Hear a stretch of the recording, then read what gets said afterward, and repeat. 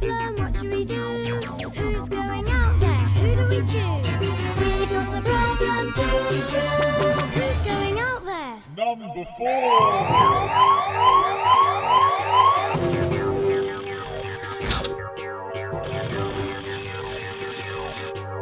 4.